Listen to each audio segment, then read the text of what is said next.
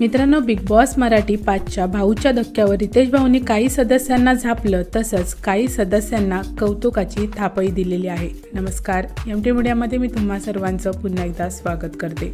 मित्रांनो, तुम्ही चॅनलला आणि व्हिडिओला लाईक, शेअर आणि सबस्क्राईब नाही करत आहात, प्लीज चॅनल आणि व्हिडिओला लाईक, शेअर आणि सबस्क्राईब नक्की करा.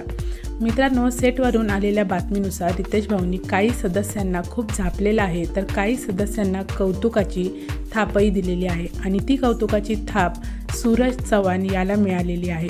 मित्रांनो, आपण पाहिलेलं आहे की सूरज हा जेव्हा घरामध्ये आला तेव्हा तो खूप घाबरत होता. त्यानंतर बिग बॉसनी त्याला सांगितलं की सूरज, तुम्ही न घाबरता खेळा. तसंच रितेश भाऊंनी त्याला न घाबरता खेळण्याचा सल्ला दिला होता आणि त्यानंतरच आपल्याला सूरजमध्ये काही चेंजेस दिसायला लागले, जसं की तो काही मुद्द्यांवर बोलायला लागला, जसं की निक्कीबरोबर त्याचा वाद झालेला असेल किंवा जान्हवीबरोबर त्याचा वाद झालेला असेल, तिथे त्याने स्वतःचा असा स्टँड घेतला आणि त्यानंतर वैभवबरोबर त्याचा कॅप्टन्सी टास्कमध्ये वाद झाला तेव्हा तो न घाबरता वैभव जे काही बोलत होता त्याला उत्तरं देत होता आणि तिथे तो न घाबरता खेळताना आपल्याला दिसला.